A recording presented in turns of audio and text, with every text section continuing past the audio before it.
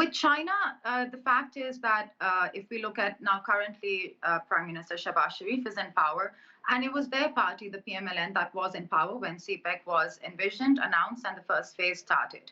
And it is also a fact that in Pakistan, all political parties and all institutions have a consensus that this relationship is important. The approach they take towards this cooperation may vary a bit. As we saw when the PTI came into power, they wanted to focus a bit more on socioeconomic aspects. So with China, the relationship stays the same. Maybe some would say with the PMLN's focus on economic cooperation in general, with the track record, maybe what Shehbaz Sharif states is that perhaps they can speed up the second phase, which was about industrial allocation, industrial transfer, more investments in the infrastructure that has been constructed. So with India, I think it's interesting that since a month and a half, these developments have really been speeding up. And there was a feeling in New Delhi and even among analysts in Pakistan that perhaps we will see an improvement of relations with India. Now, of course, during Prime Minister Imran Khan's tenure, there were some complications in the relationship with India. And I think a lot of it also has to do with Kashmir, when Article 370 was abolished by India. And that basically ruins,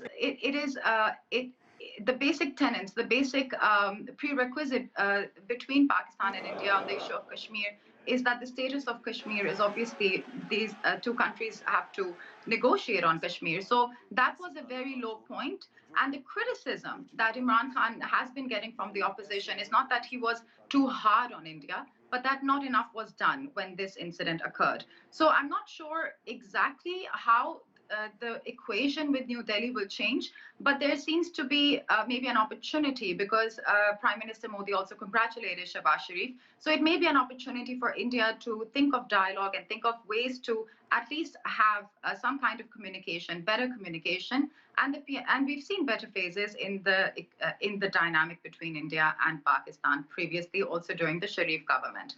As far as Afghanistan is concerned, I think anyone in Pakistan and people observing understand that the two countries have what we could call a symbiotic relationship.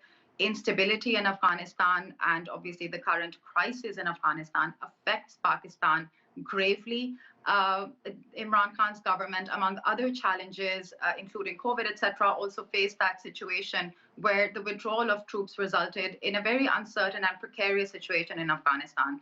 And to continue these multilateral mechanisms, for instance, recently we had in China the foreign ministers meeting between neighbors of Afghanistan.